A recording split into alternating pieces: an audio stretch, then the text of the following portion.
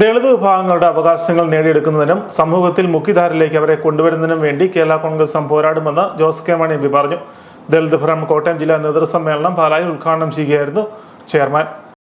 നമുക്കറിയാവുന്നതുപോലെ ഒന്ന് നമ്മുടെ രണ്ട് അജണ്ടകൾ നമുക്കുണ്ട്.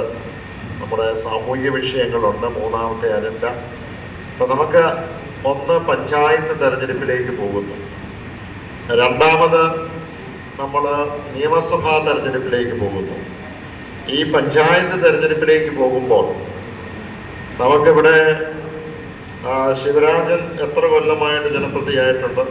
ശിവരാജൻ ജനപ്രതിയായി അത് വനിതയാവുമ്പോൾ ശിവരാജൻ്റെ പെങ്ങൾ കയറി അവിടെ നിൽക്കും. ആ സീറ്റ് നമുക്ക് തന്നെ എപ്പോഴും ഒരിക്കലും പോയിട്ടില്ല. ഞാൻ പറഞ്ഞത് പഞ്ചായത്ത് പ്രസിഡന്റ് ആയിട്ടുണ്ട്. അപ്പോൾ ആ ശിവരാജൻ ഇപ്പോൾ ദളിത് ഫ്രണ്ടിന്റെ സംസ്ഥാന പ്രസിഡന്റാണ്.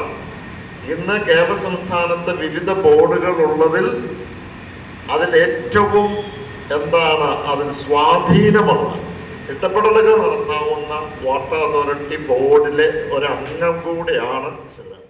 ജില്ലാ പ്രസിഡന്റ് രാമേന്ദ്രൻ അള്ളംപുറം അധ്യക്ഷത വഹിച്ചു.